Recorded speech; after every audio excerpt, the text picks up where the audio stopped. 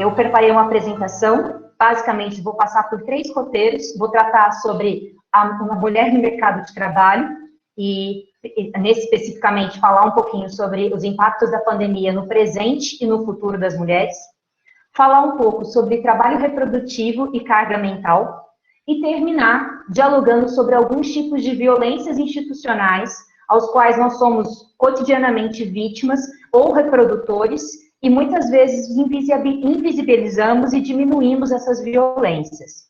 A ideia aqui hoje é aproximar as vivências que muitas mulheres têm em espaços institucionais, sobretudo em sindicatos, e também chamar a atenção dos nossos companheiros, dos nossos colegas de lutas, porque é necessário que a questão de gênero seja também uma temática apropriada e que os homens tomem parte nessa luta, né? Então, seria basicamente esse o roteiro. Eu vou compartilhar com vocês a tela da minha apresentação, só que também por problemas técnicos eu não vou conseguir vê-los. Então, enquanto eu estiver fazendo a apresentação, eu não vou conseguir dar atenção para o chat ou, eventualmente, ler alguma pergunta. Então, se eu comentar algum termo, se eu falar alguma coisa que seja de dúvida, por favor, fiquem muito à vontade para me interromper. Vamos fazer um diálogo bastante horizontal, só que façam isso usando o microfone, porque aí eu consigo parar e explicar aquele termo. Tudo bem? Não é uma fala longa, porque a minha ideia também é que a gente abra espaço para perguntas, colocações, troca de ideias. Tudo bem? Pode ser assim? Então, muito obrigada novamente e eu espero que seja proveitoso para vocês. Vamos começar aqui. Eu vou compartilhar. Deu certo? Agora sim. Agora deu? Maravilha, então. As mulheres e os sindicatos, por que ainda estamos tão distantes da igualdade? Eu vou encaminhar, como eu disse, a apresentação para vocês. E tem o meu e-mail aqui para contato, se eventualmente alguém se sentir acuado ou não quiser fazer alguma pergunta e depois quiser conversar por e-mail, fiquem muito à vontade para isso. Bom, como eu conversei, minha fala vai estar dividida em 3 tópicos. Alguns dados sobre o mercado de trabalho no Brasil, com enfoque nas mulheres trabalhadoras, pautas silenciadas, trabalho invisibilizado. Precisamos falar sobre carga mental, e aqui é muito importante ressaltar esse termo invisibilizado. O trabalho da carga mental, ele não é invisível, ele é invisibilizado. É muito importante para o sistema que ele continue sendo invisibilizado e que nós, mulheres, continuemos a exercê-lo de forma absolutamente gratuita e praticamente integral e interpermanente. E, por fim, nomeando violências machistas para fortalecer a luta. Oi, meu bem, pode vir aqui. A minha filhinha chegou aqui, vem cá. Bom, por que as mulheres estão menos presentes nas organizações sindicais em geral, seja como sindicalizadas ou principalmente como dirigentes? Alguns dados sobre a realidade da mulher trabalhadora. Bom, pessoal, eu queria começar, ressaltando que as mulheres, elas ocupam a maioria dos postos de trabalho precarizados, terceirizados e com as remunerações mais baixas. E quando eu falo nisso, eu estou dando uma dimensão, assim, bastante clara do que é o universo feminino de trabalho. 47% das mulheres que trabalham não têm carteira assinada, então estão sujeitas à informalidade. E a remuneração masculina, ela ainda é 28,8% superior à das mulheres. Em áreas como educação, saúde e serviços sociais, que são predominantemente ocupadas por mulheres, a maioria dos trabalhadores são mulheres, a diferença salarial entre homens e mulheres, ela chega a 67,2%. Então, eventualmente, um enfermeiro pode ganhar até quase 70% a mais do que uma enfermeira. Que é como se o sistema estivesse, entre aspas, valorizando este homem que optou por estar no mercado de trabalho predominantemente feminino. Além disso, a gente nunca pode esquecer da desigualdade entre as mulheres. As mulheres brancas têm rendimento superior ao das mulheres negras. E isso para os mesmos cargos, com a mesma formação técnica e o mesmo grau hierárquico. Cerca de 1/3 das mulheres, 35%, estão inseridas no mercado de trabalho, ganham até um salário mínimo. Então, quando a gente se perguntar por que as mulheres não estão ocupando os sindicatos e por que as mulheres não estão ocupando as diretorias sindicais, sobretudo, esse cenário de ultra-precarização, informalidade e terceirização tem que ficar muito claro para nós. As mulheres não estão à frente, muitas vezes, dessas organizações, porque elas estão lutando para sobreviver em um contexto muito, muito dificultoso. Além disso, os lares chefiados por mulheres, que em 1995 correspondiam a 23% do total no Brasil, em 2015 esse percentual bateu 40%. Então, essa ideia de que o trabalho da mulher complementa a renda familiar, ela cai por terra na nossa realidade.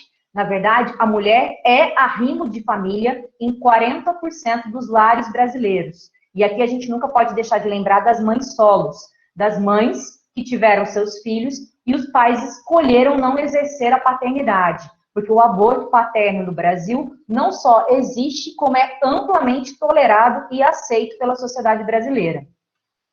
Além disso, né, esse ano, a Oxfam, que é uma organização internacional que divulga dados sobre contextos sociais no Brasil, América Latina e Caribe, ela tem um relatório esse ano sobre o trabalho reprodutivo feminino.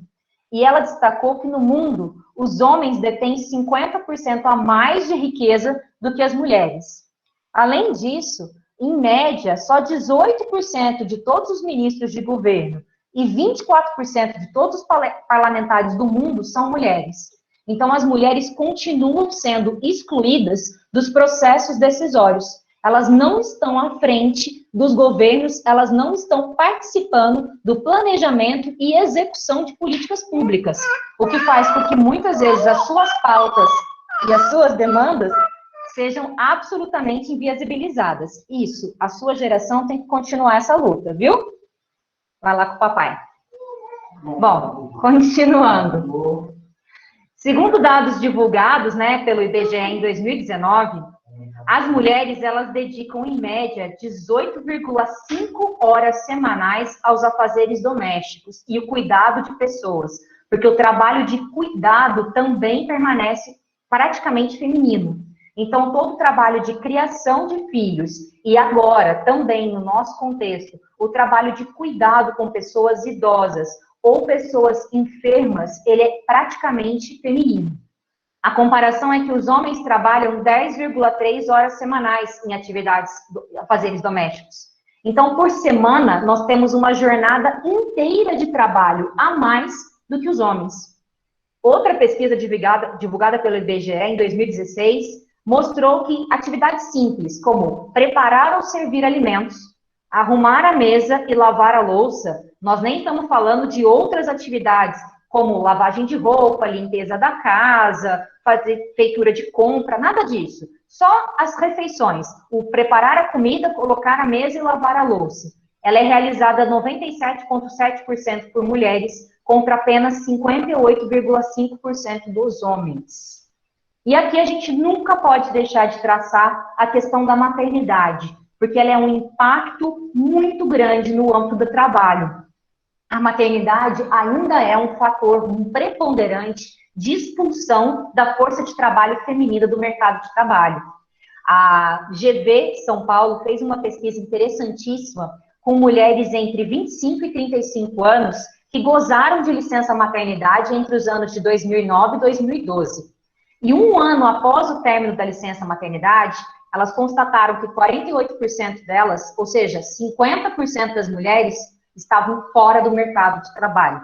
E aqui a solução do capitalismo para essas mulheres fora do mercado de trabalho é o que se tem chamado de forma bastante romantizada de empreendedorismo materno. São mulheres excluídas do mercado de trabalho, sem vínculo formal, sem contribuição previdenciária, sem acesso a políticas públicas sociais que lhes garantam sustento, empreendendo em casa, vendendo coisas pela internet para assegurar o seu sustento e da sua família. Isso é chamado de empreendedorismo materno. E esse dado da Oxfam Brasil, para mim, é assim, assustador. Se estima que meninas e mulheres ao redor do mundo trabalham 12,5 bilhões de horas todos os dias gratuitamente, realizando tarefas domésticas dentro da sua própria casa. E o valor desse trabalho de reprodução da vida, que é feito de forma absolutamente gratuita, ele é de 10,8 trilhões de dólares, o que é mais ou menos 50 trilhões de reais na economia global. Esse é o valor do impacto do trabalho doméstico reprodutivo. Este trabalho não remunerado, que ainda é basicamente exercido com exclusividade pelas mulheres. Bom, além disso, em todo o mundo, 42% das mulheres em idade ativa estão fora do mercado de trabalho, contra só 6% dos homens. E o fato de serem as responsáveis praticamente de forma exclusiva pelo serviço de reprodução doméstica, ele tem impacto nesse valor, porque por conta de ter que cuidar da casa de forma exclusiva, de ser a única responsável pela criação e gestão das crianças, e por serem as únicas responsáveis pelo trabalho de cuidado com eventuais pessoas enfermas ou com pessoas idosas, faz com que essas mulheres estejam fora do mercado de trabalho e impacte diretamente nas suas rendas. Além disso, a diferença de renda entre homens e mulheres, ela aumenta no auge da idade produtiva e reprodutiva das mulheres. Eu lembro que um colega agora comentou no começo aqui, acho que foi o Eduardo, sobre o curso de mestrado, né? E eu lembro que eu fiz mestrado e doutorado, e no âmbito do mestrado eu tive muitas colegas mulheres. Mas no âmbito do doutorado, diminuiu sistematicamente o número de mulheres de pós-graduação. E aí, se você faz mais ou menos uma conta com relação à idade, o doutorado mais ou menos coincide com a data, com a época em que as mulheres que desejam ter filhos acabam ingressando na fase de reprodução. Então, ter filhos é algo que faz com que a força de trabalho, quando muito, consiga fazer a graduação e o mestrado. O doutorado, que é a porta de acesso para os cargos melhor remunerados, para a atividade de docência no ensino superior, para as atividades de pesquisa, ele há um fator muito forte de exclusão das mulheres por conta do fato de terem se tornado mães. Eu terminei meu doutorado grávida, faltando praticamente 3 meses para a Carolina nascer, e eu lembro que, assim, ao longo do curso de doutorado, tive muitos colegas que foram pais, e isso não impactou no andamento das suas pesquisas, isso não impactou nos seus projetos. Mas outras colegas que tive, que se tornaram mães no curso do doutorado, algumas abandonaram o curso, algumas não conseguiram terminar no prazo, sofreram forte pressão e assédio por parte da faculdade, e muitas delas terminaram o projeto da forma como conseguiram, porque, enfim, não tinham possibilidade de extensão e queriam o título. Então, é bastante diferente, e essa é só uma realidade bastante recortada, bastante privilegiada em setores, em termos de classe e também de etnia, né? Estamos falando de sofrimento branco aqui, nunca vamos esquecer sobre isso. E o índice de pobreza extrema das mulheres é de 4%. Quando eu falo sobre mães com crianças, eu estou em torno de 22%. Vamos falar um pouquinho sobre as mulheres e pandemia, para a gente encerrar esse quadro. As mulheres são as mais afetadas pela pandemia e devem ser ouvidas sobre o futuro. Esse é o posicionamento do Conselho de Direitos Humanos da ONU. As mulheres, elas estão na linha de frente de resposta à crise desencadeada pela pandemia. Globalmente, nós representamos 70% dos profissionais de saúde. Então, de todo o corpo que está à frente da crise pandêmica mundial, 70% são mulheres. E nós também temos um papel importantíssimo em serviços essenciais, como na cadeia de produção de alimentos, de limpeza e de assistência. E, por outro lado, as mulheres têm maior probabilidade de perder seus empregos ou de ter uma redução de salário durante o bloqueio, durante as medidas de restrição e de isolamento. Esse declínio no emprego remunerado terá um impacto a longo prazo, porque as perdas durante uma recessão levam a salários mais baixos e empregos menos seguros no futuro. Então, na verdade, este presente, que já é muito sombrio, ele promete agravar-se com o futuro. Então, as desigualdades de gênero e as desigualdades sociais tendem a aumentar, assim, assustadoramente nos anos que vão se seguir.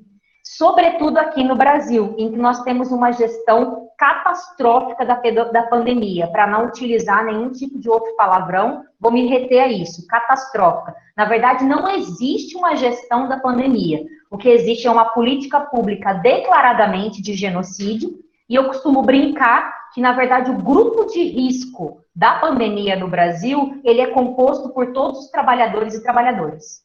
Esse é o grupo de risco da pandemia no Brasil.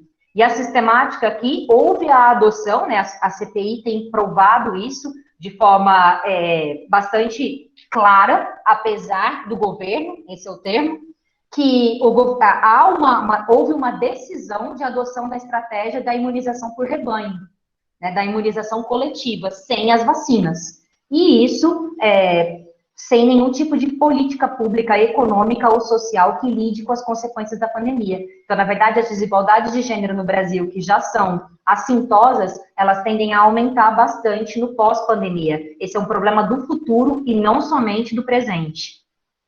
Bom, para já entrar no segundo tópico da minha fala, e abreviando aqui também, eu queria falar um pouquinho sobre a carga mental. Porque, na verdade, as vivências públicas das mulheres, elas demandam urgência na divisão não só das tarefas, mas de toda a atividade de administração da vida. É isso que a gente entende como carga mental. Eu já vou trazer o conceito para vocês. Não é apenas fazer, mas também pensar sobre o trabalho que precisa ser feito. Este é um trabalho em tempo integral e permanente. Então, na verdade, todo o trabalho de planejamento, organização e tomada de decisão em casa é quase que inteiramente assumido pelas mulheres. Então, se no mundo do trabalho, no mundo público, os homens continuam concentrando poder de decisão e de planejamento, no âmbito doméstico, eles se limitam, quando muito, a executar ordens. Então, aqui é o famoso, eles ajudam, demandando em geral, que as ordens, né, os pedidos sejam verbalizados mais de uma vez e de forma convincente. Então, tem uma tirinha muito ilustrativa, e eu recomendo que todo mundo depois acesse, eu deixei o link no próximo slide, que é de uma ilustradora francesa chamada Emma Clit, que fala do "você poderia ter me pedido". É colocar o dedo na ferida sobre a carga mental. Não existe nada de biológico que leve as mulheres a exercer esse papel de administração, de planejamento, de antecipação das necessidades. Mas interessa a todos os sistemas que a gente continue a fazer esse trabalho de graça. Na verdade, esse trabalho é o que permite manter o sistema. Então, as mulheres, elas acumulam uma sobrecarga mental, jornadas duplas e triplas de trabalho, ou nós terceirizamos o serviço de cuidados a outras mulheres, em sua maioria negras e periféricas, para manter o sistema capitalista lucrando. Então, na verdade, nós trabalhamos fora de casa, nos nossos empregos, que são, na sua maioria, precarizados, informalizados, ou no mínimo, ganhando menos que os homens nas mesmas funções. Nós trabalhamos dentro de casa, não só executando tarefas, mas fazendo todo o planejamento que permite a viabilização da vida, das pequenas tomadas de decisão, como pagar o eletricista, saber que o menino precisa comprar roupa porque a roupa dele está ficando pequena, que a vacina vai acontecer dali 15 dias. Todas essas pequenas decisões são exclusivamente tomadas por mulheres. E os homens se responsabilizam, quando muito, pela execução, desde que demandados para. Eu trouxe algumas das tirinhas, né? O acesso completo pode ser pode ser visto aqui no link que eu coloquei abaixo. A carga mental, ela quase que exclusivamente em torno das mulheres. E aqui muitas de nós vão se identificar com o famoso discurso, mas você nunca descansa, você nunca está presente. Nós estamos aqui assistindo um filme, você está pensando no que tem que ser feito amanhã. Então, esse fato de eu ter que pensar sobre o que tem que ser feito amanhã é porque nós não dividimos essa carga. Essa carga fica de forma exclusiva comigo. Então, mesmo nos momentos de relaxamento, mesmo nos momentos em que, em tese, eu não deveria estar pensando sobre o que precisa ser feito, eu estou pensando. Então, quando nós pedimos para que as mulheres façam todo esse trabalho de organização e, ao mesmo tempo, de execução de grande parte dele, isso acaba representando 75% do trabalho total. Você não lavou a louça, mas você não me pediu. E isso se repete cotidianamente na vida de todas nós. Você pode utilizar todos os exemplos do seu cotidiano aí. E por quê? E é claro que nada obriga a gente a fazer todas essas coisas. né? O único problema é que quando a gente não faz, isso acaba paralisando toda a família. Então, muitas vezes, os homens nos acusam de sermos totalitárias, que a gente acaba ocupando o espaço e não deixando com que eles tomem a iniciativa. O problema é o inverso. A iniciativa tem que acontecer para que a gente abra os espaços. Porque, em verdade, se isso não for feito, a família não se reproduz. A família não vive. E aí, se eu for esperar para a iniciativa acontecer, o tempo já passou, a roupa já ficou pequena, a vacina já não foi dada, o lixo já não foi colocado para fora. Então, ao invés de esperar, né, que abra-se um espaço, na verdade, homens precisam ocupar esse espaço. E o fazem tão bem no âmbito público, o fazem de forma tão contundente nos espaços profissionais, lutando por seus espaços, se afirmando nesses espaços, falta fazê-lo em casa. Então, no fundo, o que os nossos companheiros estão dizendo quando eles pedem para a gente mostrar o que fazer é que eles se recusam a se responsabilizar por uma parte da carga mental. E quem nunca se deparou com você fazendo 1 milhão de atividades da casa, colocando roupa para lavar, alimentando o menino, né, limpando a casa, e o seu companheiro está confortável, sentado no sofá, fazendo alguma outra coisa, e aí ele fala, me avisa se você quiser ajuda. Isso não é ofertar ajuda. Isso não é se responsabilizar. Se responsabilizar é integrar junto à atividade, mais do que isso, saber o que precisa ser feito de antemão. E não esperar que uma ordem convide para tomar parte disso. E aí, para encerrar essa fala, e num convite muito importante da reflexão dos nossos companheiros, e num convite ao reconhecimento das nossas companheiras, eu queria nomear violências para fortalecer a luta.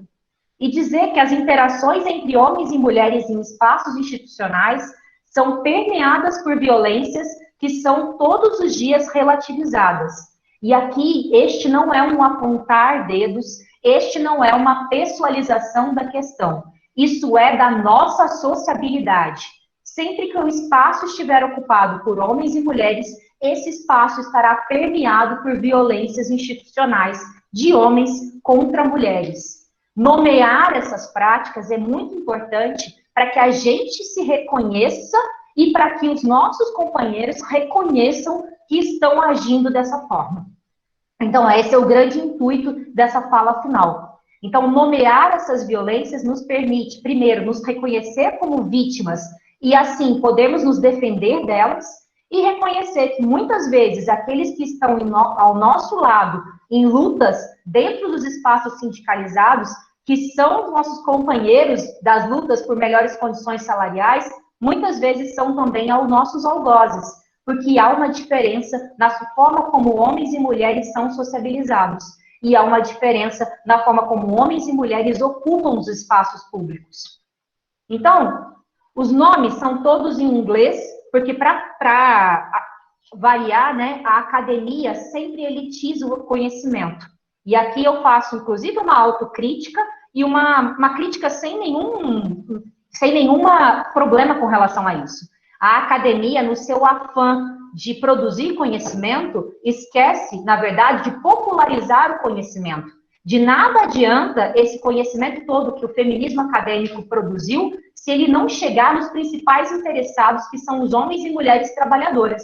Para mim, a academia tem que ter compromisso de classe, sobretudo a universidade pública. Então, todas as teses, as dissertações, todos os trabalhos produzidos no âmbito das universidades precisam dialogar com o público, porque, do contrário, eles são só para serem ruídos pelo tempo e pelas traças. Por isso, eu tomei a liberdade de fazer uma brincadeira, traduzir os termos que são utilizados de uma forma bastante popular e sem nenhuma pretensão de ser formal, mas sim de dar para a gente as armas que nós precisamos. Então, nomeando para reconhecer e reconhecendo-se para lutar. A primeira forma de violência institucional, que acontece muito em relações interpessoais e afetivas, mas também acontece de forma muito acentuada em espaços institucionais, é chamado de gaslighting, ou pintar a colega de louca. Em uma conversa, em um debate, um homem leva a mulher a achar que enlouqueceu ou que está enganada sobre um assunto, sendo que ela está originalmente certa sobre aquilo e ele sabe. Quando a mulher é vítima desse tipo de postura, desse tipo de pintar de louca, a mulher passa a duvidar do seu raciocínio, passa a duvidar de suas memórias, da sua percepção e, em casos extremamente graves de reiteração das práticas, inclusive da sua sanidade. Quem nunca conheceu uma companheira, uma colega de trabalho que tem a fama institucional de ser louca? Alguma das frases mais comuns quando a mulher está sofrendo gaslighting é: você está exagerando, pare de surtar, poxa, mas você não aceita nenhuma brincadeira? Você está louca, e a minha favorita, porque 10 em cada 11 mulheres já ouviram. Nossa, que chatice, você está de TPM hoje? Que mais? Nós também temos, e essa é uma prática muito comum entre homens da esquerda, entre homens que se colocam no espectro crítico, que são companheiros de luta, mas que no âmbito das relações institucionais entre homens e mulheres acabam cometendo essa violência de forma reiterada, que é o famoso mansplaining, ou, como eu gosto de chamar, macho palestrinha. Acontece quando um homem usa seu tempo para explicar algo que é muito óbvio para a mulher, como se ela não tivesse a capacidade de entender. Nesse cenário, o homem acha que ele sabe muito mais que a mulher e que precisa ensiná-la. Então, é sempre uma fala muito pedagógica, muito didática, muitas vezes infantilizada. Se gasta tempo, se fala de forma pausada, como se a mulher tivesse dificuldades de compreensão. Como se o homem não tutelasse aquela mulher, ela tivesse uma infinita dificuldade de compreender sobre o que ele está falando. Então, na maioria das vezes, as explicações são longas e detalhadas. E aqui esse termo surgiu, na verdade, de um livro escrito pela Rebecca Solnit, que chama Os Homens Explicam Tudo para Mim. E o livro começa, né, ela contando um caso pessoal que ela vivenciou, que ela estava numa reunião com vários escritores, e um cara passou a noite toda falando para ela o quanto ela precisava ler, estudar e conhecer uma determinada obra. E falando sobre a obra, conceituando ela, explicando as diretrizes. E não deu para ela o espaço necessário, o tempo necessário para dizer para ela dizer, olha, eu sou a autora dessa obra, fui eu que escrevi. Então, o livro começa assim, e eu, no âmbito acadêmico, sobretudo por ser alguém jovem, vivencio isso de forma cotidiana, né? Só para dar mais um exemplo da realidade, vocês podem perceber que os homens, vocês são das universidades também, os professores são todos conhecidos pelo seu sobrenome, né? Então, é o professor Batista, é o professor Figueiredo, é o professor Steiner. Agora, as mulheres são sempre pelo primeiro nome. Professora Mônica, professora Júlia, professora Silvia. Há um quê de intimidade no âmbito das mulheres e há um quê de reverência no âmbito de tratamento dos professores. E eu dei aula de Direitos Humanos durante muito tempo e era a professora mais jovem da faculdade. Eu era conhecida como a menina dos direitos humanos. E quem nunca foi conhecido assim, né? A menina que nos coloca sempre numa posição infantilizada, de paternalidade, isso também nos persegue e faz parte do mansplaining. Esse também é bastante comum e, assim, eu ouso dizer que é uma prática reiterada em sindicatos e em espaços de militância e que precisa ser veementemente combatido, que é o man interrupting. Ou tem aquele livro famoso, né, Os Homens que Amavam as Mulheres. Na verdade, na nossa versão, são os homens que interrompem as mulheres. Acontece quando um homem interrompe várias vezes a mulher de maneira desnecessária, não permitindo que ela consiga prosseguir com seu raciocínio e concluir a sua frase. É comum ocorrer esse cenário nas palestras, reuniões e em tomadas de decisão. Geralmente, o homem começa a falar junto com a mulher ou corta o assunto para obter a fala. Isso é bastante corriqueiro em reuniões no âmbito da militância e a gente vê acontecer com uma forma muito mais frequente do que a gente gostaria. E se a mulher reage de uma forma mais enérgica para retomar o seu direito de fala, acontece o gaslighting. Ela é acusada de agressiva, ela é acusada de louca, ela é acusada de estar de TPM. Por fim, eu queria falar do bro fighting, que é, na verdade, um cara roubando as ideias da mina. Acontece bastante também, porque é quando um homem se apropria de uma ideia que já foi expressada ou realizada anteriormente por uma mulher, levando os créditos por ela. Esse cenário acontece muito em reuniões e acaba fazendo com que as mulheres usurpadas sirvam de degrau para o progresso profissional dos homens, porque as pesquisas já comprovaram que as mulheres são menos ouvidas do que os homens. Então, na verdade, isso acontece de uma maneira bastante acentuada também.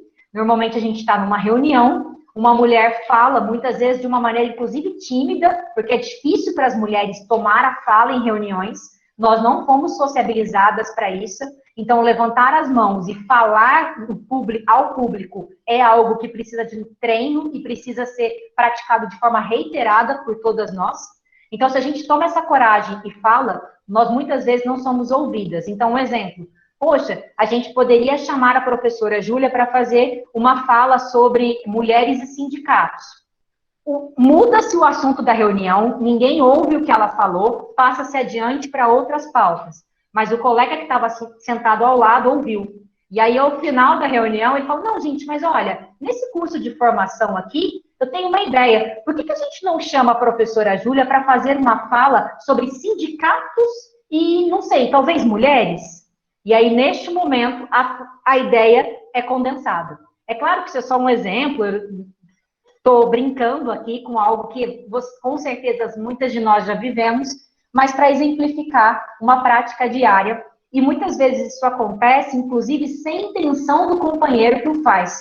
Ele ouviu a ideia, né? Ele achou que era uma boa ideia, e ao final da reunião ele retoma ela. Mas ao não dar os créditos e ao não dizer, olha, como a fulana sugeriu, talvez nós devêssemos fazer isso, ele acaba se apropriando e a ideia fica sendo dele próprio.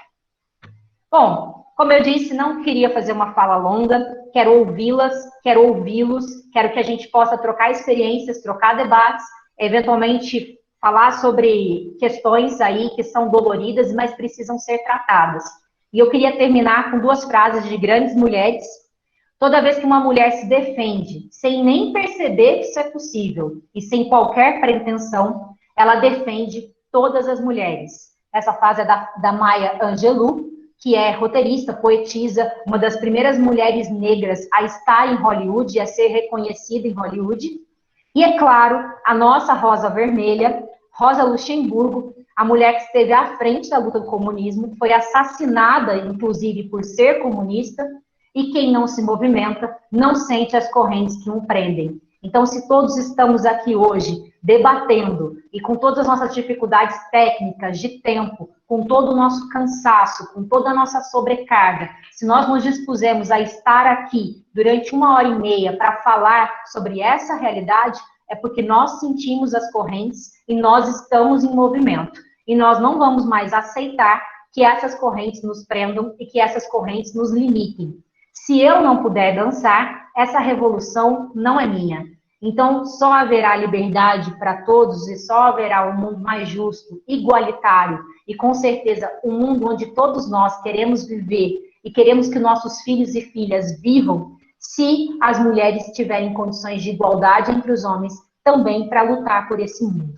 Então é isso, muito obrigada, espero que tenha sido proveitoso para vocês. Vou encerrar agora a apresentação e a gente passa para os debates, agradecendo uma vez mais pelo convite de vocês, pela acolhida de vocês e por, enfim, estarmos aqui nesse debate hoje. Deixa eu encerrar aqui.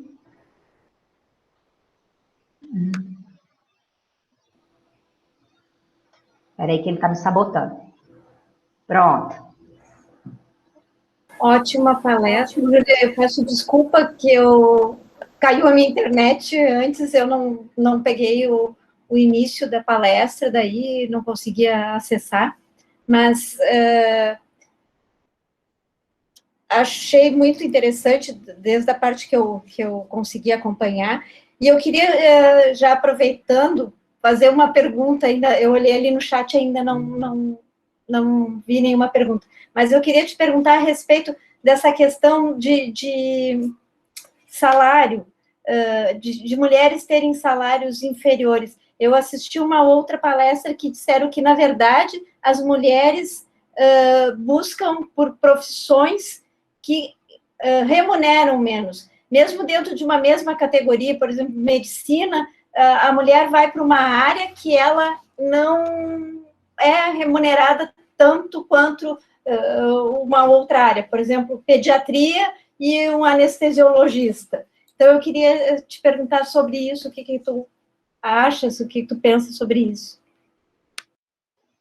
Obrigada, Juliana. Acho que a gente pode começar esse debate com a sua pergunta, que é maravilhosa. Na verdade, seria aquele famoso, é o ovo que vem primeiro ou é a galinha que vem primeiro?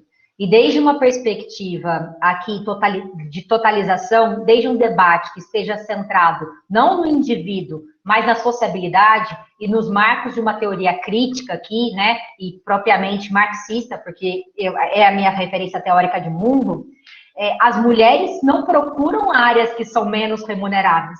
As áreas que têm predominância feminina são menos remuneradas, que são essas que envolvem cuidado com crianças, são essas que envolvem, muitas vezes, especificamente, coisas que são colocadas no âmbito do feminino. Então, há, sim, uma sociabilidade das mulheres para serem identificadas com essas áreas. Mas essas áreas são piores remuneradas por conta do fato de terem maior presença feminina. Isso é, assim, bastante claro para mim. Por que um anestesista é mais remunerado, no seu exemplo? É melhor remunerado do que uma pediatra, no fato que a pediatra está cuidando, na verdade, do futuro da humanidade como um todo. Porque se entende, né, que a anestesia é uma coisa muito mais técnica, racional, que demanda um conhecimento muito mais frio, portanto, vinculado à capacidade masculina de objetificação, de não se envolver, de não ter sentimentos.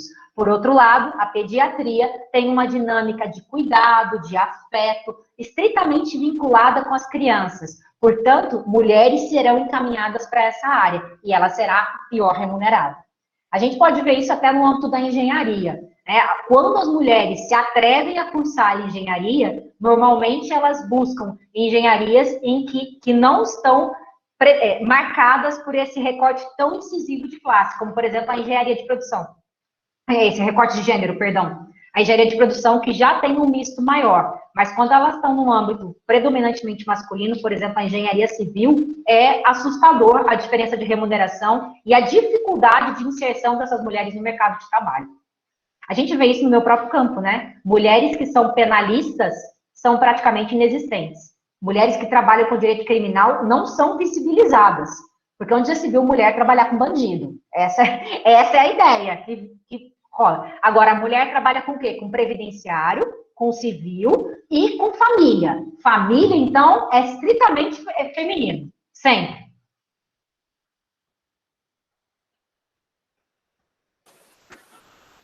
Júlia, eu gostaria de agradecer. Foi muito gratificante a fala. Me vi em vários momentos do que tu colocaste ali.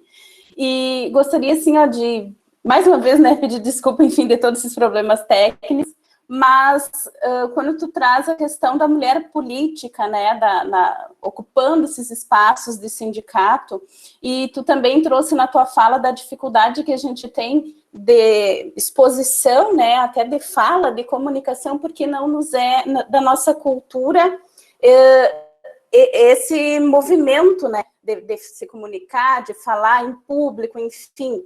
Então, eu sempre penso em vários motivos da dificuldade da gente fazer esse movimento dentro do sindicato com as colegas mulheres. E quais são os pontos, né, que nos dificultam estar nessa caminhada, nessa luta, né? Então, tu colocaste a questão da maternidade, da questão da família, porque às vezes muitas famílias são compostas por mulheres que cuidam dos seus pais ou cuidam, né, enfim, de algum familiar.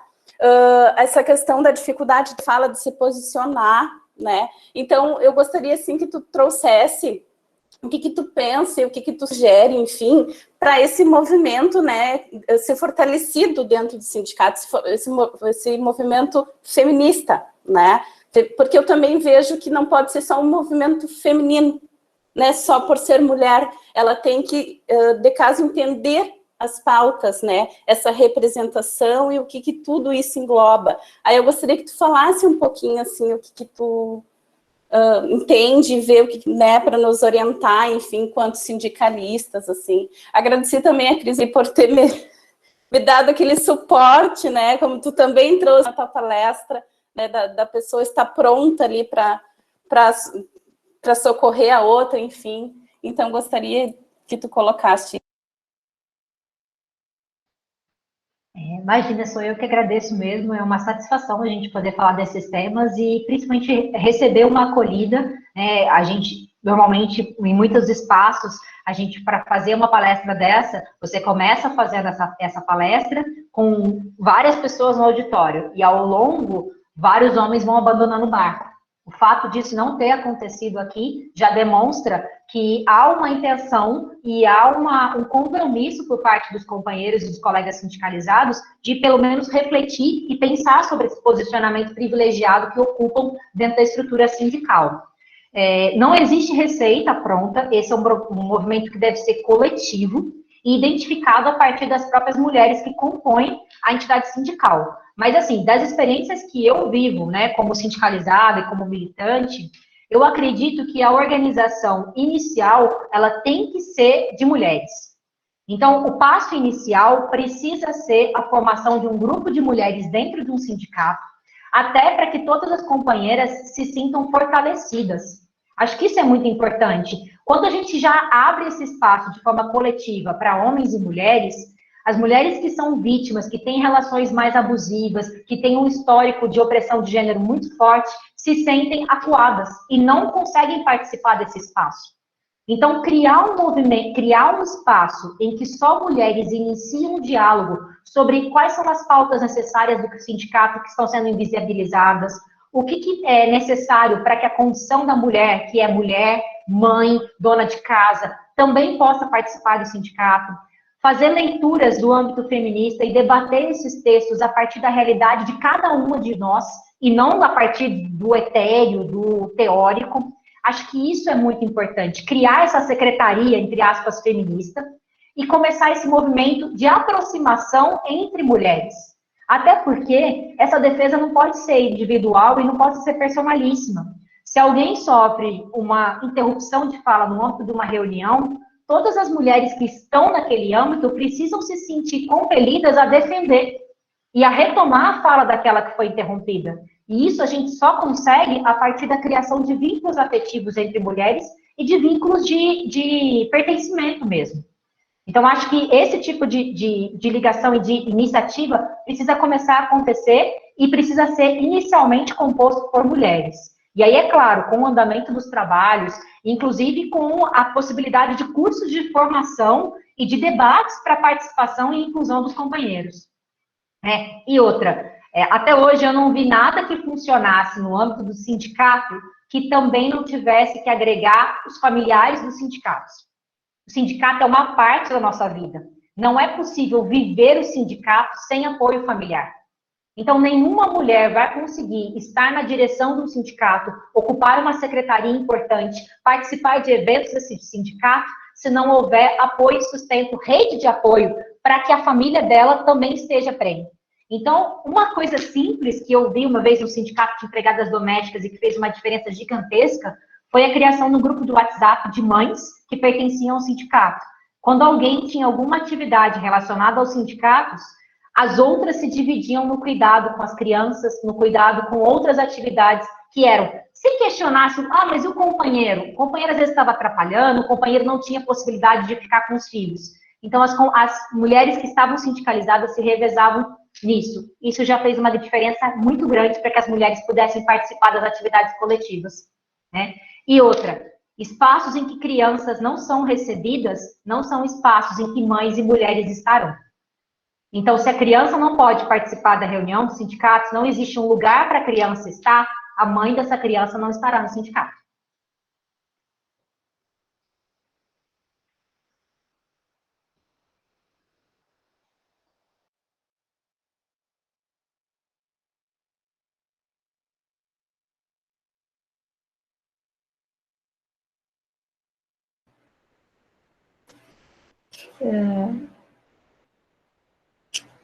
Não temos ainda perguntas ali. Agora surgiu um. Tiago, então, passo a palavra. Com as duas mãos, a virtual e a verdadeira. Eu tenho uma colocação aqui e uma pergunta para a Júlia. A colocação é a partir do que a Alexandra Preto comentou ali na nossa conversa ali, que ela disse que a ex-presidenta Dilma sofreu muitas dessas posturas agressivas e tal.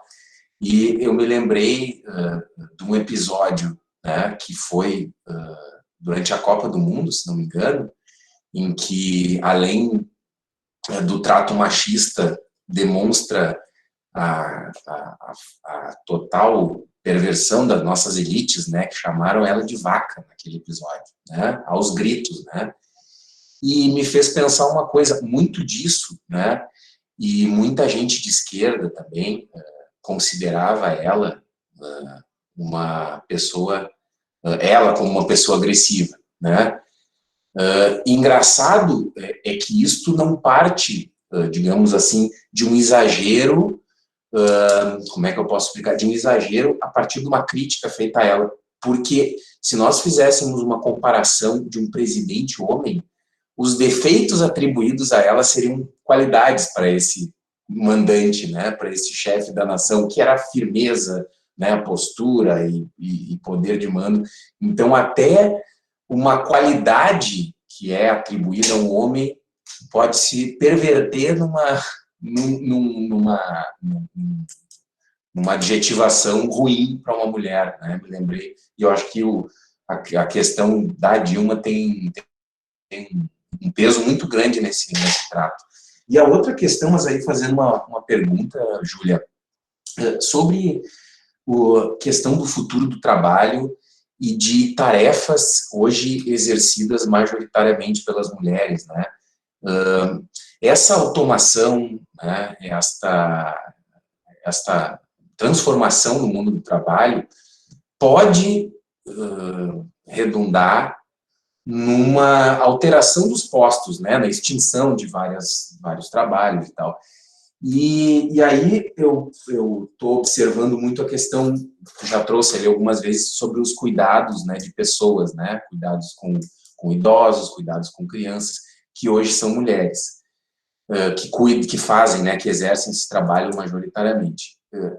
Pensando no futuro, né, se tu consegue vislumbrar ou visualizar que estas tarefas, porque esta não pode ser substituída pela automação, se estas tarefas não, entre aspas, correm o risco de serem tomadas pelos homens em razão justamente desse deslocamento da mão de obra que hoje se faz, né, a partir de um trabalho mais tradicional para um trabalho que não vai ser possível a substituição pela máquina, né? Então, se não pode haver mais esta apropriação do local de trabalho, né? E aí a gente provavelmente veria uma elevação salarial, né, nesse tipo de tarefa, assim. Então, essas são as minhas colocações aí. Obrigado. Muito obrigada, Thiago, pelas colocações, e acho que para o seu comentário inicial, eu queria deixar duas coisas que eu acho que é um exercício didático importantíssimo. Depois, vão ao dicionário físico mesmo, não na internet, porque na internet é sempre resumido. Procurem a palavra pública, mulher pública e homem público. Homem público vai aparecer várias referências como político, sujeito da ágora, homem que está com compromisso com a sua sociedade, enfim. Mulher, vão aparecer 23 definições de puta. É sério. Mulher pública vai ter várias definições sobre puta, prostituta e assim por diante, meretriz. Então, a mulher estar no espaço público ainda gera uma forte violência misógina. O que a presidenta Dilma foi vítima foi além do que essas violências institucionais que nós citamos aqui. A violência dela foi uma violência misógina muito forte. né? Eu me lembro que algo que me chocou muito foi aquele adesivo da cultura do estupro, na época em que a gasolina subiu, que era uma caricatura dela, com as pernas abertas, aonde se coloca a mangueira para encher o tanque. Você admitir que isso existe num país que, teoricamente, é um Estado democrático de direito, para uma presidenta eleita democraticamente, é algo muito assustador e exemplificativo do quão forte é a nossa cultura do estupro e quão violenta é a nossa sociedade com as mulheres, né? Então, acho que é isso. E tem um poema da Elisa Lucinda, que foi musicado por ela, eu vou até deixar aqui no chat, que chama Aviso da Lua que Menstrua, que fala sobre muitos dos xingamentos que nós recebemos. Eu vou lançar aqui no chat, eu gosto muito e sempre leio dele quando me sinto atacado.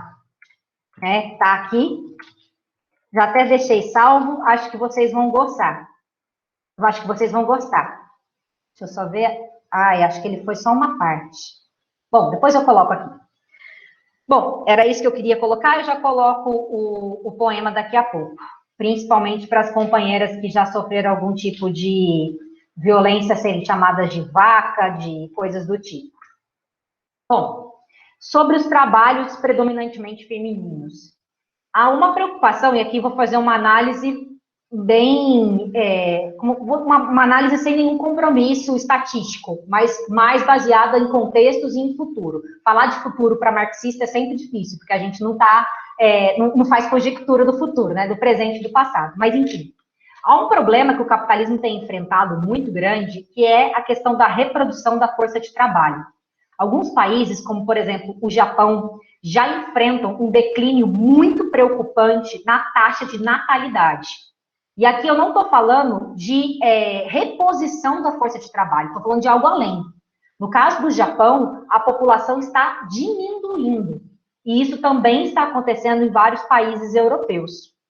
Então, na verdade, essa dinâmica da diminuição da reprodução da força de trabalho, aliada com esse potencial tecnológico, com essa mecanização, com a eliminação dos postos de trabalho, para mim, não sinaliza que homens passarão a ocupar vagas antes destinadas a mulheres. Na verdade, sinaliza algo mais profundo e violento, que é o retorno das práticas e políticas machistas e bastante acentuadas na sua violência, que conformam a mulher ao ambiente doméstico. Então, na verdade, eu acho que essa participação do público nossa, ela tem sido cada vez mais silenciada. E isso a gente vê no âmbito das eleições de governos de ultradireita. Então, as práticas do Bolsonaro, as práticas do presidente da Áustria, do Trump, o que a gente tem visto, na verdade, é uma sinalização que me dá bastante medo com relação ao futuro, que não é essa ocupação dos postos de trabalho por homens. Na verdade, é um retorno do papel da mulher exclusivamente como fonte geradora de filhos e cuidado e afazeres domésticos, retirando ela do âmbito da concorrência com a força de trabalho masculina.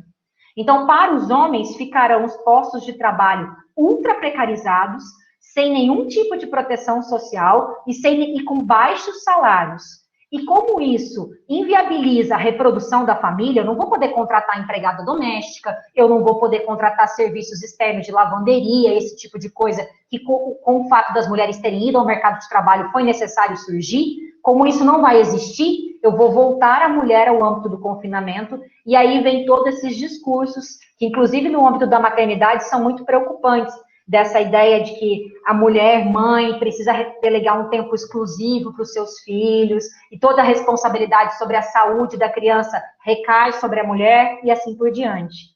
Então, me preocupa muito a ascensão da ultradireita nesse sentido, porque, para mim, é uma violência muito acentuada com relação à possibilidade da mulher estar em espaços públicos. E o fato da gente não concorrer com os homens no mercado de trabalho é uma saída que o capitalismo vai enfrentar, até porque nós precisamos voltar para casa, porque nós precisamos ter filhos, porque, afinal, só existe uma fonte geradora de valor e de riqueza no capitalismo, que se chama trabalho humano. E se não houver braços para movimentar as máquinas, não há riqueza a ser produzida. E se as mulheres estão tendo que escolher entre a maternidade e a carreira, e muitas delas estão, então, na verdade, eu vou destruir a carreira das mulheres para que elas voltem a estar em casa. Essa é a análise que eu faço. Obrigada, Júlia. Tem uma colocação aqui da Tabata dos Santos Fioravante.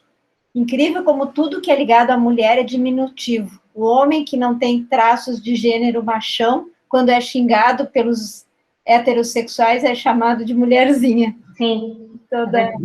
Sempre no diminutivo. Depois temos a colocação da Aline Gonçalves. Até nós mulheres somos atravessas e replicamos o machismo. Às vezes fico me questionando por que ainda me surpreendo ao ver mulheres em um cargo que a gente costuma ser um homem. Esses dias fui ver sobre o judô, e era uma mulher. Claro que achei fantástico, mas era para ser o natural. E fiquei me questionando. Eu pensei assim, que seria legal uma mulher, a professora, pois tem que naturalizar isso. Então, na verdade, isso era uma das coisas que eu também estava pensando em te perguntar. O que tu pensa a respeito? Nós, mulheres, somos as mães, as educadoras, já era para ter se superado e se ter passado por um estágio em que não houvesse tanto machismo, que não houvesse... Porque nós é que educamos esses homens que são machistas. Então, também, nessa mesma linha aqui da colega, se tu puder falar o que tu pensa isso, como a gente poderia mudar isso. Eu sei que está gravando, mas enfim, eu vou me dar essa licença poética, né? Qualquer coisa estou fazendo uso da liberdade de cátedra, se der algum problema. Qual é o xingamento favorito dos brasileiros e brasileiras? Filho da puta. Não é um xingamento pro cara, é um xingamento pra mãe dele.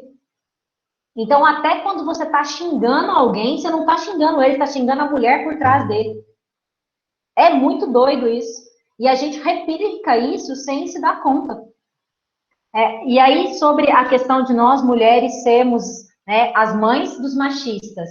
Nós, mulheres, não somos sujeitos que pairamos acima do político e do social. A nossa sociabilidade cotidiana, ela é para que sejamos machistas. Todas nós somos. Nós somos educadas para isso. A nossa sociabilidade cotidiana é essa.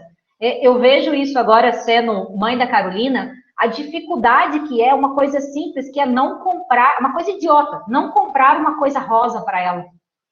Né? E o quanto isso é difícil. O quanto é natural que um dos primeiros brinquedos que a gente dê para uma menina seja uma boneca. E isso não acontece com meninos. Então, na verdade, desde a primeira infância, nós somos sociabilizadas para o cuidado, nós somos sociabilizadas para sermos gentis, nós somos sociabilizadas para entender as necessidades dos outros, algo que não é cobrado dos homens. Então, desde pequena, você ensina a sua filha, olha, fica quietinha que a mamãe está cansada, olha, fecha a perna para sentar, se comporta, seja uma menina boazinha. Algo que não é, tanto é que a gente fala que menina dá menos trabalho que menino. Então, desde pequeno nós somos, então é natural, o machismo é estruturante, tal como o racismo. Não há possibilidade de que nós tenhamos uma sociabilidade distinta dessa. Na verdade, é se despertar da consciência crítica e esse processo gradual de ensino passa pelas mães, mas também passa pelos pais. Porque de nada adianta nós termos uma mãe muito feminista, muito ativa, se o pai não ocupa esse espaço.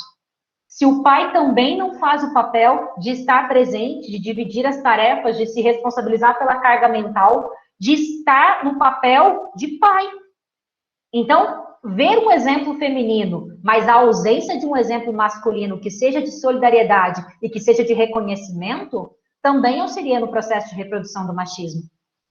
Então, acho que tudo isso está intercalado. E eu acho que ainda serão muitas gerações até que a gente consiga produzir que a gente consiga ter uma geração de críticos no sentido de não naturalizar processos, como a Aline colocou.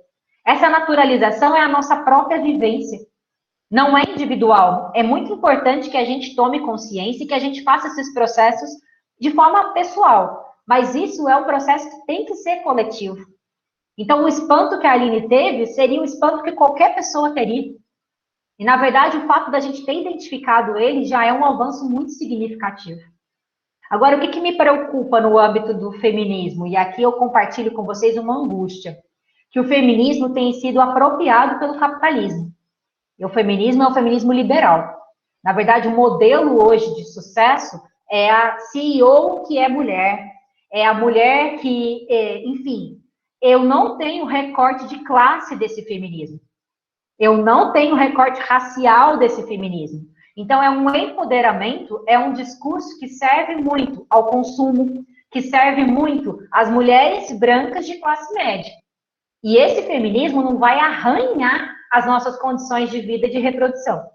Ele vai continuar reproduzindo o trabalho não remunerado, ele vai continuar se valendo do trabalho precarizado das mulheres negras, ele vai continuar criando mulheres que se identificam como muito poderosas, mas não enxergam a sua colega menina negra como igual.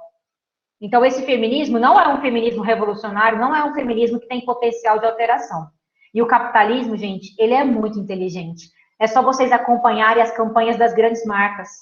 Boticário, Renner, as marcas que já entenderam que não vão vender se não se apropriarem desse discurso do feminismo liberal.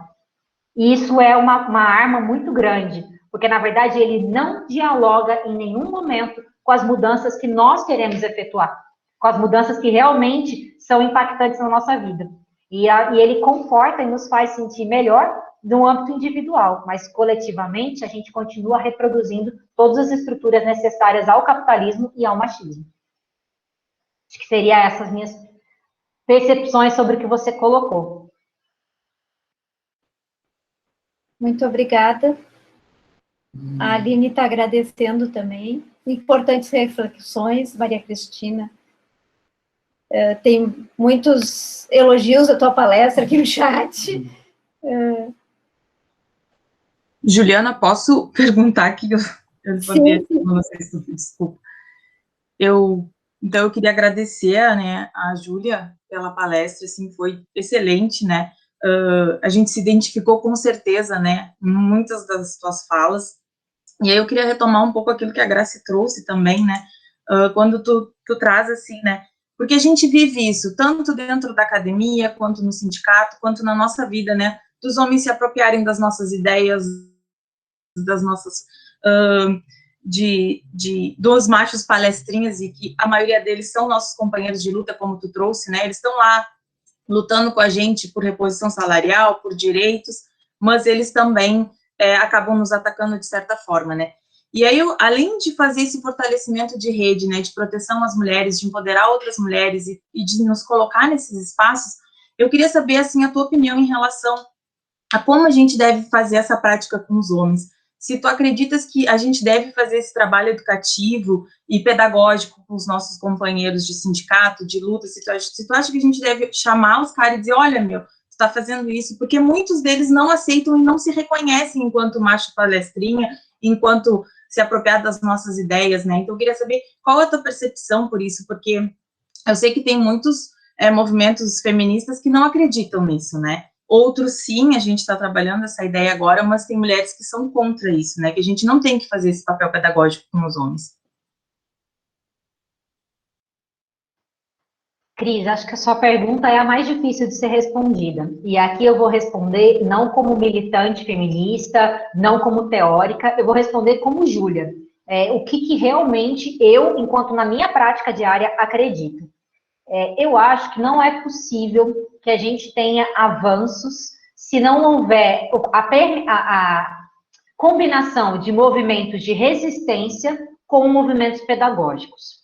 Então, para mim, é muito importante que na hora em que eu for interrompida numa fala, durante uma aula, que eu me afirme e naquele momento que eu faça uso da violência e que eu responda na mesma medida em que eu fui violentada. Isso, para mim, é imprescindível.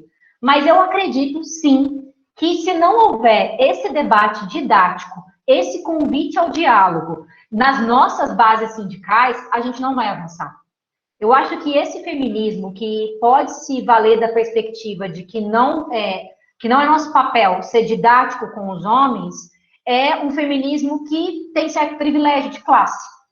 Porque, na verdade, o cara que trabalhou o dia inteiro, né, pegou 3 condições, chegou em casa, se não houver um discurso horizontal que o convite à reflexão, e se houver isso de cima para baixo, ele que já sofreu todas as violências do sistema, a única possibilidade que ele tem é de te responder com violência. Então, eu não consigo imaginar uma outra porta que não seja essa do diálogo horizontal com os nossos companheiros. E aqui eu estou falando do trabalho de base nas nossas famílias. Todos os dias com os nossos companheiros e com as nossas companheiras, porque as relações homoafetivas também são permeadas por por violências de gênero. Então, a gente não se engane, as relações homoafetivas também estão nesse critério. Então, eu acho que reiterar esse debate todos os dias, exigir a divisão de tarefas, falar sobre a carga mental e fazer esse debate pedagógico, para mim, é a única possibilidade que eu imagino de luta, porque, na verdade, se eu não enxergar o meu companheiro de luta sindical como alguém com quem eu posso dialogar e que eu preciso que ele faça parte desse movimento de luta feminista, se eu vier de cima para baixo, não vai ter diálogo. Então, assim, eu não vejo possibilidade, principalmente com trabalhadores, porque eu acho que é um ciclo de violência em que nós acabamos sendo a válvula de escape. Então, ele sofreu toda a violência do sistema durante o dia, aguentou todos os assédios, absurdos e violências do seu posto de trabalho, e ele chega em casa e reproduz a violência com a gente. Então, é isso. Eu acho que tem muitas feministas com argumentos teóricos e com posicionamentos muito divergentes com relação a isso. Mas, na prática cotidiana, no âmbito sindical, eu não vejo outra possibilidade que não o diálogo. Esse tipo de curso de formação, esse tipo de diálogo sincero, vocês apresentarem que isso é uma realidade no sindicato, eu tenho certeza que muitos companheiros, ainda que não reconheçam, se viram nessas práticas. E, na verdade, plantar essa sementinha do incômodo é o primeiro passo. E, principalmente, nomear as coisas, porque da próxima vez que o macho palestrinha for fazer mansplaining, alguma mulher pode se sentir confortável para dizer, cara, para com isso. Ela já entendeu, na verdade, ela sabe desse assunto, tanto quanto você. Isso é uma medida simples, mas que tem um efeito gigantesco. Né? Acho que é esse tipo de trabalho de formiguinha, não existe receita mágica, infelizmente. E eu volto a dizer, se não houver perspectiva de conjunção do espaço familiar com o espaço sindical, eu acho que vai ser muito difícil que nós, mulheres, consigamos estar à frente e protagonizando as lutas sindicais. Porque esse debate precisa acontecer em casa. Até ser como presidenta de sindicato, se o seu companheiro não assume, não sei se você tem companheiro, se você tem filhos, mas enfim, se alguém não assume as suas tarefas de reprodução em casa, isso não vai ser possível de ser realizado.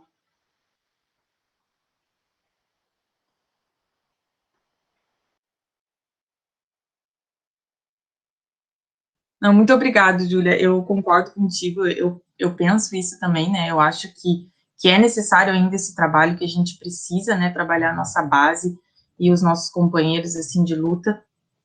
Mas é um debate que sempre vem, né? Porque, como tu mesmo colocaste, tem muitas feministas ainda que discordam e têm teorias sobre isso, né? Mas me senti muito contemplada. Muito obrigada.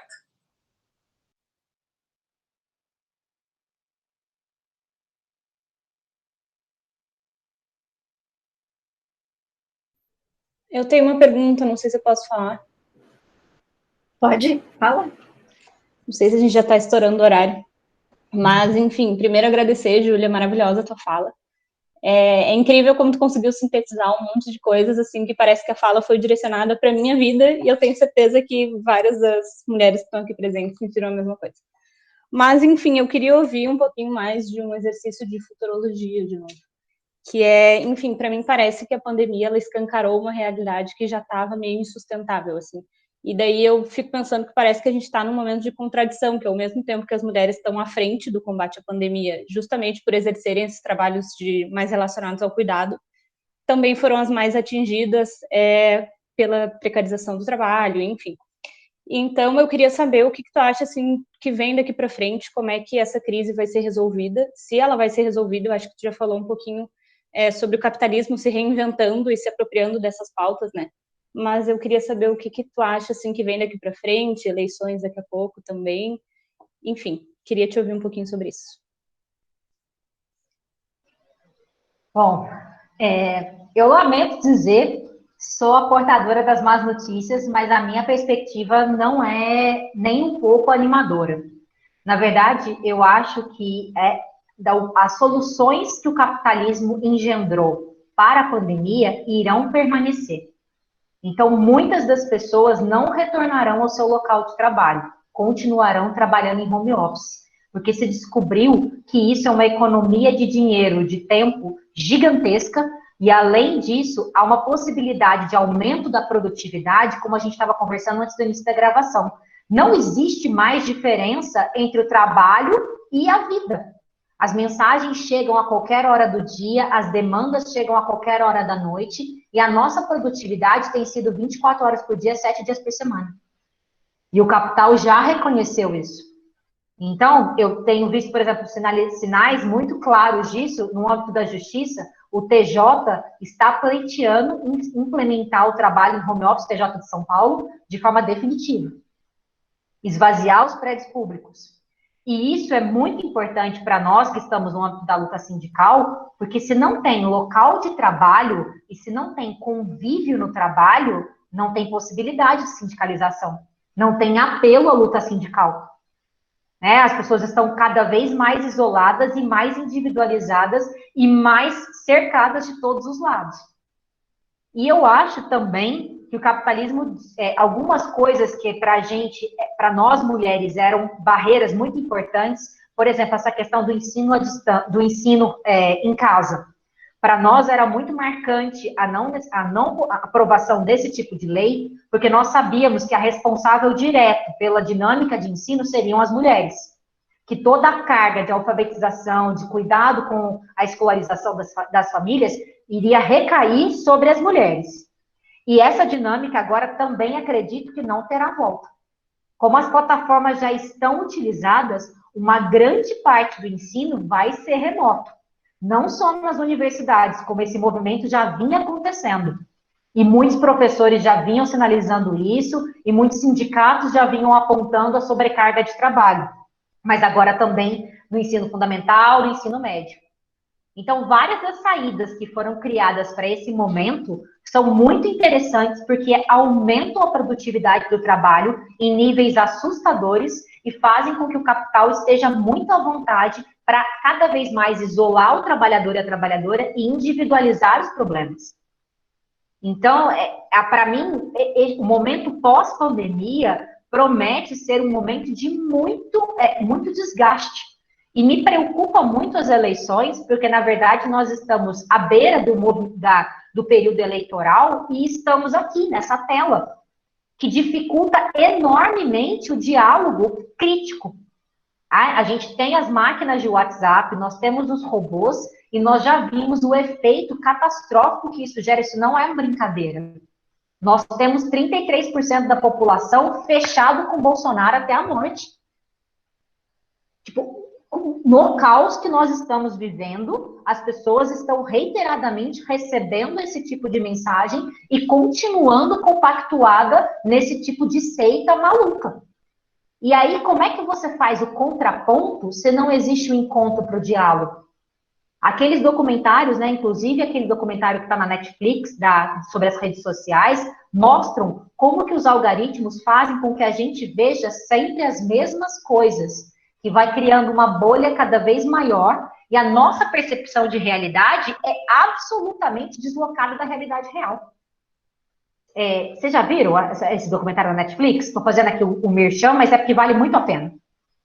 Então, olhem lá, eu não lembro, se alguém lembrar o nome, coloca aqui no chat. Eu estou com privação de sono, deficiência de memória, não vou lembrar. Mas, enfim, o dilema das redes, isso mesmo. Obrigada, Luísa. Então, para mim, o futuro que se anuncia é um futuro muito sombrio, e eu tenho tido muita dificuldade de vislumbrar como que as nossas lutas vão conseguir se efetivar nesse contexto. A gente está acostumada a estar nas ruas, a gente sabe que o único potencial que a gente tem está nas ruas, que o que para realmente é quando o trabalhador para. Os metroviários de São Paulo agora entraram em greve. Greve é o que faz as coisas fluírem. né? Parar, mobilização, protesto, o tete-a-tete, o contato, é isso que faz a nossa política, nunca foi virtual. A gente lembra do segundo turno das eleições, o que fez o virada de voto foi a gente conversar individualmente com as pessoas na rua, se dispor com um banquinho ali e falar sobre quais eram os projetos que estavam em jogo. E a gente não tem nada disso no horizonte próximo. Então, me assusta muito, eu não sei como vão as coisas ser, mas assim, eu tenho uma certeza, o capitalismo não vai abrir mão dos índices de produtividade que ele alcançou com a pandemia. E ele só vai abrir mediante muita luta. Então, a reforma trabalhista, a reforma previdenciária, a reforma administrativa são anúncios do que está por vir. Porque, na verdade, para mim, o processo vai se intensificar. E não há, para mim, nenhuma sombra de melhora. E, sabe, eu tenho visto muitas análises da esquerda animadas, por exemplo, com o Joe Biden, dos Estados Unidos, que tem sinalizado uma perspectiva de estado de bem-estar social. Então, ele prometeu a retomada dos sindicatos, tem um plano de 15 anos de estruturação do sistema de saúde dos Estados Unidos, de maior participação do Estado na economia, de projetos de reindustrialização de cidades, por exemplo, como Detroit. Tem todo um plano de estado de bem-estar social traçado por um projeto de 15 anos que precisa ainda passar pelo Congresso, mas os democratas têm a maioria no Congresso. Qual que é o problema dessas análises entusiasmadas com o Joe Biden? Que se esquecem que se para o centro poder ter bem-estar social, a periferia tem que produzir riqueza. Então, se os países da Europa e os Estados Unidos estão sinalizando novas rodadas de estados de bem-estar social, estão retomando uma perspectiva de política social financiada pelo Estado, a Alemanha, por exemplo, está gastando horrores para poder reverter os efeitos da pandemia e tudo custeado pelo Estado alemão. Para isso acontecer, alguém tem que sustentar a taxa de lucro. Alguém chamado periferia sul do mundo. Então, na verdade, para mim, me assusta que Joe Biden esteja com esse tipo de proposta, porque o que vem aí pela frente são novas políticas imperialistas e um agravamento da situação dos trabalhadores no sul do mundo. Porque alguém tem que produzir riqueza. Porque bem-estar custa. E se vai estar lá no centro do mundo, a periferia tem que custear. Como aconteceu nos anos 50. Muito obrigada, Júlia. Eu gostaria de te perguntar o teu teto de tempo. Nós já estamos 17h39. Podemos fazer mais uma pergunta que está no chat? Claro, respondo essa e a gente encerra. Camila, essa é a pergunta de $1 milhão. Na verdade, não existe saúde mental possível.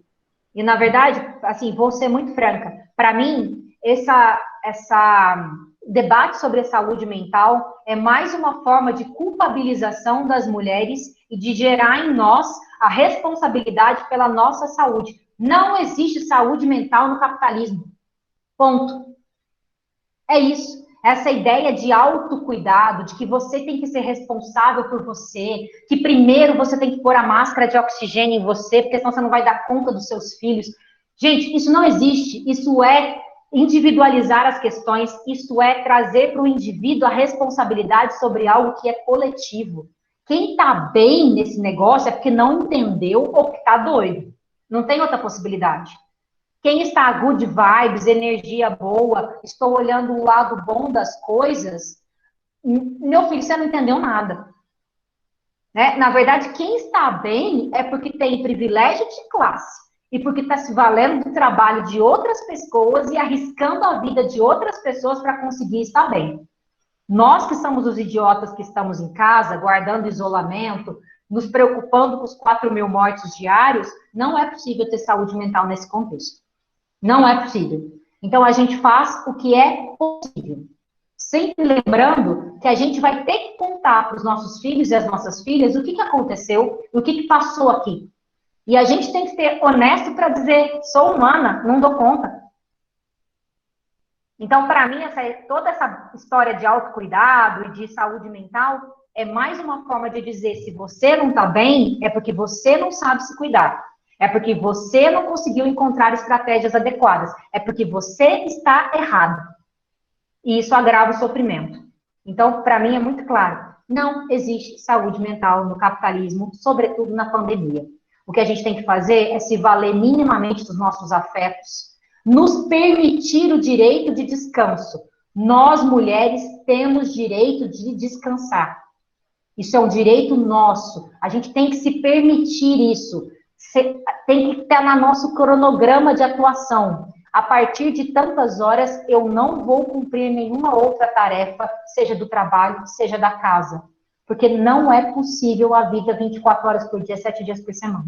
Não é possível trabalhar desse jeito. Então, é só isso que salva. São os nossos afetos, são as nossas perspectivas, é a nossa luta por descanso e a nossa perspectiva de que, sim, o cenário é assustador. Sim, não há horizonte bonito pela frente. Mas para que serve a utopia? O Eduardo Galeano sempre vai nos lembrar disso. A utopia serve para isso, ela está lá no horizonte. Eu dou um passo à frente, ela dá 2 para frente. Eu nunca consigo encontrá-la. Então, para que serve sonhar? Para que serve lutar? Serve para isso, para que eu continue em movimento. Para que eu continue lutando. É isso. Não existe outra receita. Estar em movimento é a nossa única saída. Estar na luta é a nossa única saúde mental possível. Não existe outra. Eu tenho muita convicção disso. Muito obrigada, Júlia Lenz. Agradecemos também a Carolina por ceder a mãe dela todo esse tempo. Ela gostou, viu? Porque ela tá quietinha, não veio nem mamar, tô até estranhando. Então, agradecemos uma brilhante palestra, muito esclarecedora, e acho que foi enriquecer para todos nós do sindicato, sim, nós temos que agradecer muito. Então, agradeço. Para encerrar, passo para a nossa presidente do Sindipampa, para a Cris. Hoje é a Graça que vai fazer o encerramento. Também é uma das nossas coordenadoras. Antes da Graça encerrar, eu vou pedir para vocês se arrumarem aí, os cabelos, para a gente tirar foto, que tem gente que não gosta de aparecer.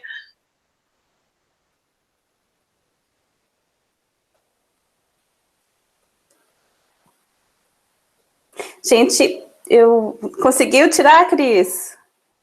Não? Ainda não, que eu fiquei aqui abanando.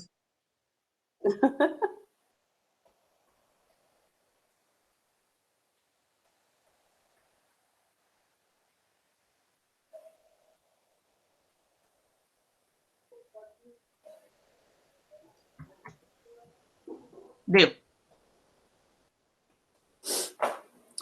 Eu gostaria apenas de agradecer a todos os colegas, né, o sindicato, porque somos todos sindicato, a Cris, a Juliana e principalmente a Júlia, que foi assim, ó, enriquecedora, todas as tuas palavras, assim, que tu colocastes.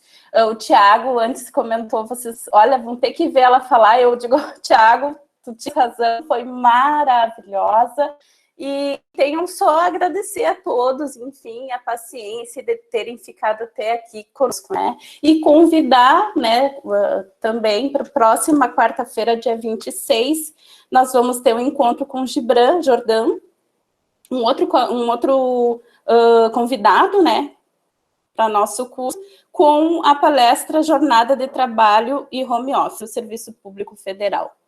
Tá? Então, um bom tarde a todos. Muito, muito, muito obrigada. Valeu muito a pena. Não sei se alguém mais quer falar, se é Cris.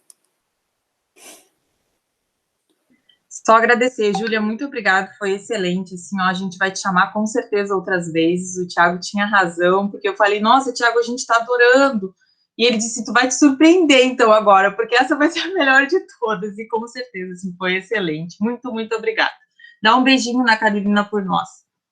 Pode deixar, pessoal. Muito obrigada pela generosidade, pelo acolhimento. Essas coisas são o que possibilitam a nossa saúde mental. É isso aí que nos dá a certeza de que existe um outro futuro possível se a gente lutar por ele. Então, um beijo em vocês. Fiquem seguros, fiquem bem, na medida do possível. E estamos juntos aí. Espero por outros encontros.